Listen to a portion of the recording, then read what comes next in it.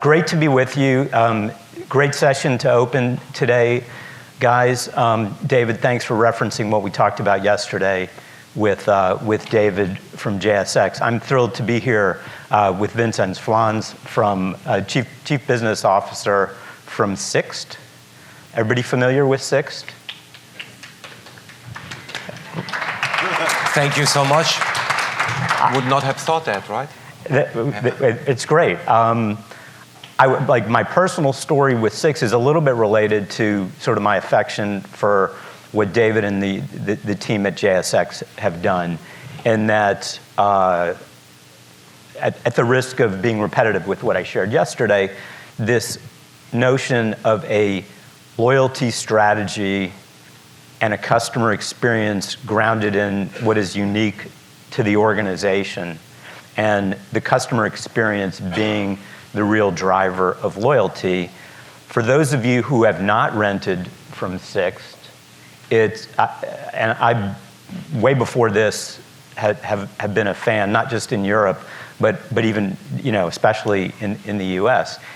They pay off that notion that we're not always conscious of, that when we travel, we don't want to degrade our lifestyle with what we are forced to do and deal with in terms of compromising from a product quality standpoint. So the same way you want to stay in a hotel that's not at least radically inferior to your domicile, you don't want to rent, ideally you don't want to rent a car that's sort of that same thing. And the other issue, we know time is such a valuable currency today.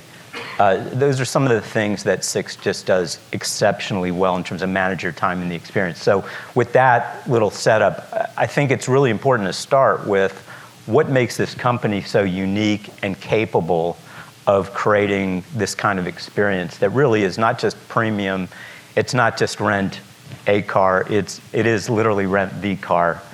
Vincent, why don't you start there? Thank you, Phil, for having me. I think, and great to be here with all of you to tell you a little bit about our small orange mobility provider coming from Germany, where the Oktoberfest comes from Munich, which starts, by the way, the week after next week. So if anybody has free time, it's a good time to go. We are a car rental company with a 47% market share in Europe. So we are a dominating player in Europe today. We came into the US in 2011 after we had in the 90s a coalition with Budget. So we decided to go by ourselves. We started in Florida with a lot of European tourists, and then entered the market the last 14 years up to the level where we are today with 3-digit branches, 51 airports, so the top 51 airports. We get to be a credible player now. And in November 23, we passed the 1 billion in the US, and already now we are almost close to 2. So we have a really big growth rate. And what you mentioned, Phil, is why is that? Because we have a very different setup compared to all the other legacy players. We are a premium player. Premium means premium service. We take care about our employees. We develop them. We want them to be close to the customer, to be super friendly. That's the reason why every employee at the car rental branch will ask you, can you give me a good rating in the customer excitement score? Because then their money is related to that. Next to that, we serve a premium fleet. BMW is one of our biggest providers, but half of the fleet is American, because American products are most accepted here. We have premium products like subscription, ride services, short-term, long-term car rental. This is not new. We are in an environment which is difficult, right? This is a commoditized business in the US, and we want to be different than the others. If you go to a parking today in an airport, it's a dark place, it's dirty, you don't find the car. When you come to SIXT, we try to make it happen that everything is black and orange. There's a light above the car that shines to the car that you have rented, so you find it immediately. So it's a very different approach that we have. The second biggest department in our company is IT, because without IT, you are not there in that space. 15 years ago, we founded a programming center in India, in Bangalore, and we developed almost everything in rent-a-car IT ourselves. That's the reason why we have a lot of counter-free bypass products, that you do not need to wait when the plane comes from wherever and it's queuing up. You just pass by and go to the car. You open it with the app or take the key out of a key box, and then you start the ride. It's very easy, and you can do everything via the app. It's all about the app. So we invest hell of money into that, and therefore I think we're on a good way, but we need to progress. We have no loyalty program, no competitive loyalty program. Loyalty in Europe is different, right? It sits with hotels and it sits with airlines, but it's not as widespread in the US.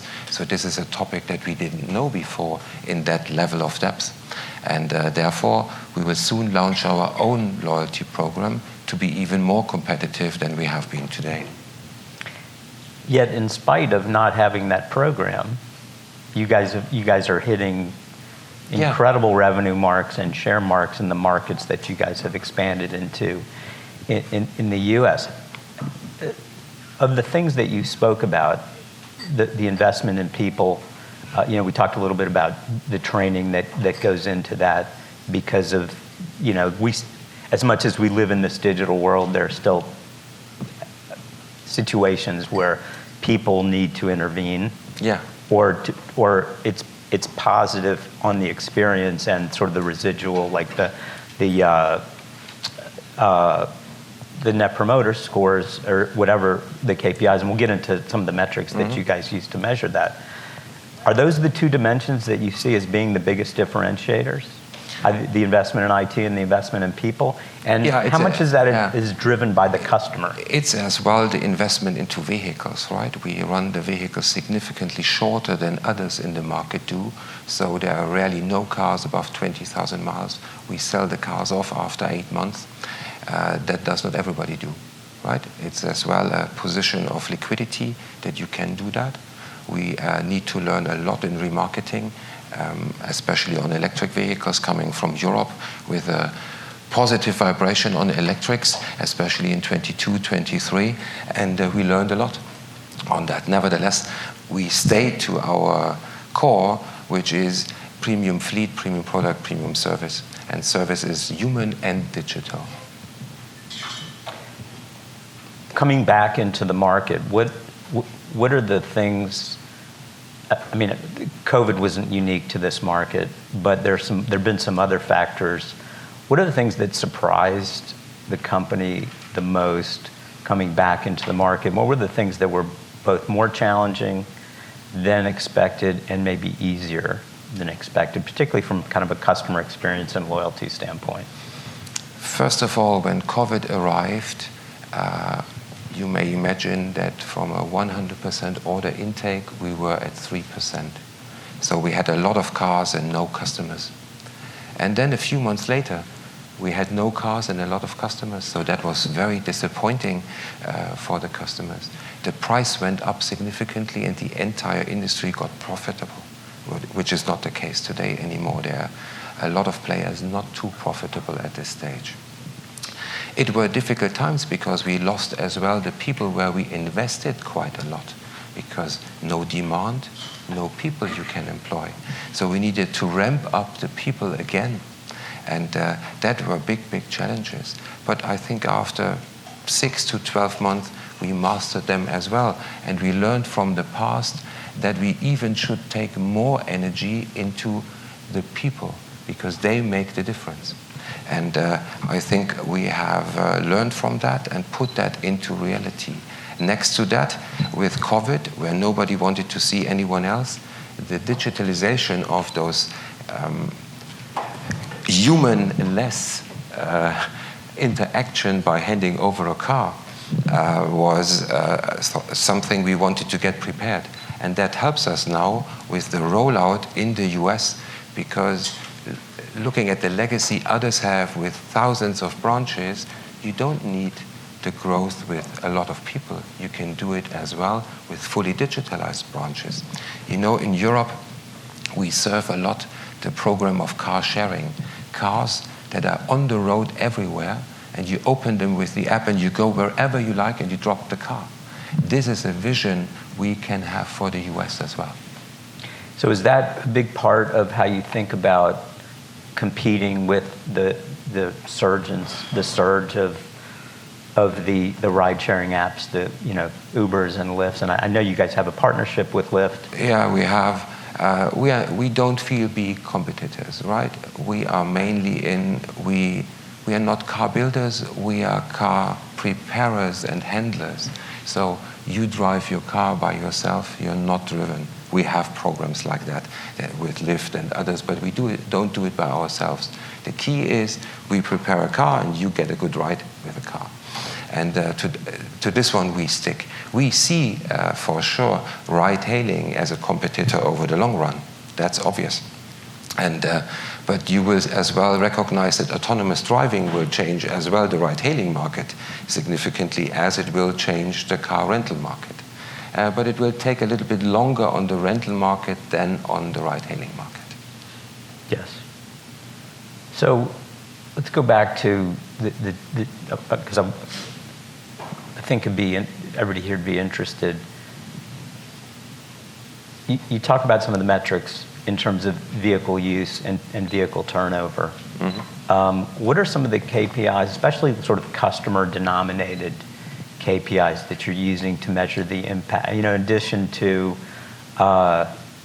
associates asking customers if they, can they rate them high, which is obviously one of the key metrics. What are some of the other metrics you guys are looking at, and how does that factor into how you're thinking about loyalty and customer experience innovation down the road? There's a nice video from SIXT, because we are a family-driven business. 60% of the shares are owned by the family. The family is a long-term investor into the customer.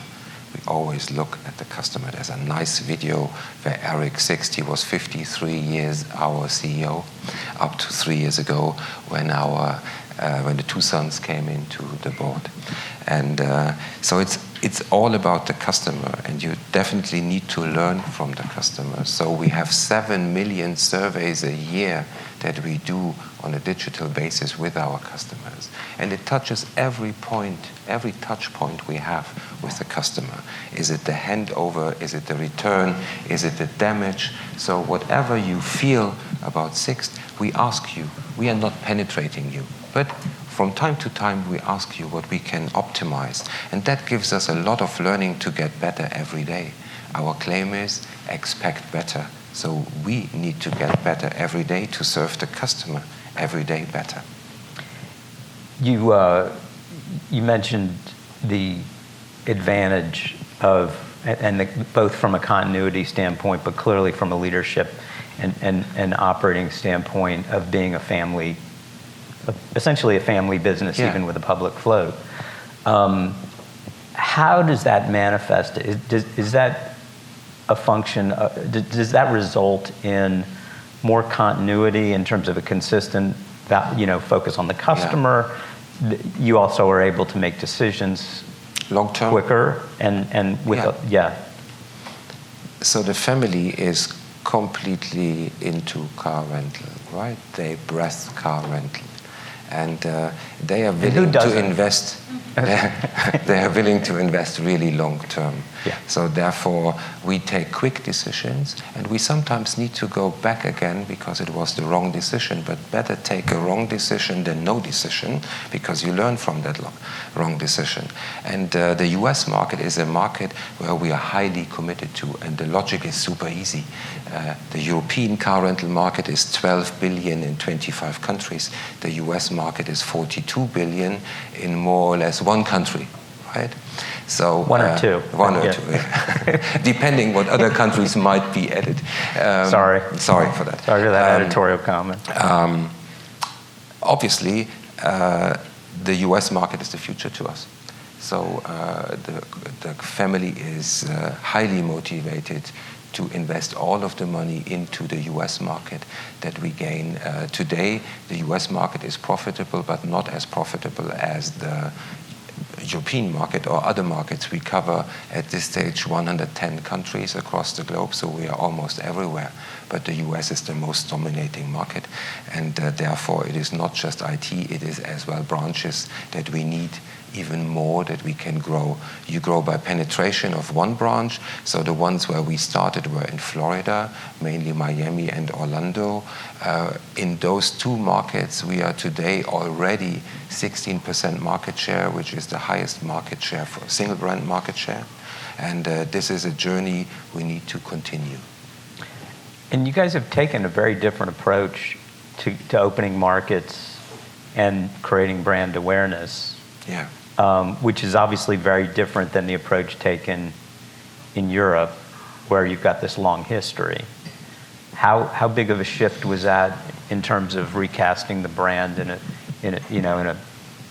a flavor for the U.S. market? When you come to Europe, 97% of the people in Europe know the SIXT brand, and if they see black and orange, 70% combine that with SIXT. In the US, 4 years ago, there was a brand awareness of 3%. So we said, okay, let's change that. What can we do to make it happen? So we started rent the car, not a car, because all the other car rental companies have the claim rent a car. And with the BMW brand, we did a great campaign. For 6 weeks, we took the entire Times Square. We sponsored Las Vegas Formula One, and we pushed the brand awareness to 28%. Why is that so important? Because we need people booking on our own website. We have the same price at other multiplicators as well as on our own website, and therefore there's no commission on our own website. You will see that we are, with 5 clicks you have the car. Go to another car rental provider and look how many clicks you need to make it happen. So to hold that brand awareness, we did then start to sponsor into sport what was absolutely new to us. So we started here in Chicago with the Chicago Bulls, with the LA Lakers on the West Coast, and did some other big things, and there are more to come. So you talk about obviously the incremental margin in direct bookings. You guys have also announced some new partnerships recently. How do you guys think about your partnership strategy going forward? Particularly for this market. Yeah. At this stage, we have 60 loyalty partners in the airline business out of the European business, but it's obvious that the big multiplicators are the big partners in the US. So we want to partner with everybody, and partnership is long-term, right? So we started the one with Delta, and now we are heading towards hotel chains, other airlines, benefit portals for employees and others. I think that is the key mission to make growth happen. And there, on that end, the commission to be paid is not as important, because there comes loyalty. And loyalty is the important thing you need from your customers. And there we are willing to invest into partnerships. How do you... The other thing, and maybe everybody is aware of this, maybe not. You guys have also strategic partnerships with the manufacturers, BMW, Mercedes. How much of a competitive advantage is that, and how much might obviously it flows into the customer because you're renting a BMW or you're renting a Mercedes in roughly 50% of the cases, or at least in the U.S. You said, yeah. You're roughly half and half domestic. That seems like a pretty considerable advantage for a premium We think provider. It is, because those are premium products, well accepted, and we offer them for the same price as a normal product, as we can do due to the big volume that we buy in other markets. So we are the biggest customers of BMW, Mercedes, and the entire Volkswagen Group on a global level. We buy a little bit more than 500,000 vehicles today, and that is an advantage. It is not 100% clear to us if the share is too high and if we should have even more American cars. And there are a lot of cars that are not produced in Europe or from European manufacturers. Look at the Tahoes and the Yukons of the world, the Suburbans. This is not a car that is coming from a European company, right? An X7 or a GLS is a car that is the biggest car that you would ever drive in Europe, just out of the roads and everything. So this is a way that others need to go as well. But we are strong with BMW, especially in the US. We have a very, very good relationship. And you need to think about as well how many used cars we produce. And they destroy new car value as well, up to a certain extent. So it is really a goodwill from BMW to make it happen. But all the Germans, if you look into China, they need to grow as well in the US market. And we then saw tariffs. That is a very interesting topic, right? Because tariffs, and we then saw it, but we didn't expect it to that extent. When we learned that tariffs will come in February and March, all the used car prices did increase, which is super logic, because all the used car dealers do bets on the pricing. That's where they make so that was a good time to us, but unfortunately it broke again in June, but this is the business. It could change this afternoon, so we'll see about that. We've got just a couple of minutes left. Anybody have any questions? Any plans for SIXT to introduce a co-branded credit card? We are strongly partnered with American Express today. We have a partnership with MasterCard. We have co-branded cards in Europe, and we will come in the next 12 months with a partnership. It's an important route as well. Anybody else? Hi, good morning. Nate Rosenbluth with American Airlines. Curious on the employee side of things. It sounds like that's one of your key differentiators. Thanks. I'm decently. Hey, so I'm curious on the employee side of things. That sounds like that's one of your key differentiators. I'm curious what you've done to help differentiate your employees. Be more customer centric. Has it been pay? Has it been training? Like, what have been the elements that you think have been needed to some of that differentiation? We roughly have 1,400 branch colleagues in the US today, and we have 51 trainers. So we go with them almost every week. They get trainings, how to serve the customer. You did ask for the payment. You have a quite okay salary base, but you can earn quite a lot. So the best earning counter employee we have is at 240,000 US, right? Which is really amazing because it's a good upseller, and it's coming back to the topic that you mentioned. Why should you have less than in your private life? So this person, the first question he asks is, what kind of car do you drive at home? And that always is an automatic upsell. So he's super successful with that, and we have a very good rewarding system where you can earn a lot of money, but you can get other awards as well. So you do a travel to the Bahamas with the best 10 and all of that, right? So who brought their resume? We're out of time, as I see. Then thank you so much. Thank you for a for great the nice conversation. conversation. Thank you, guys.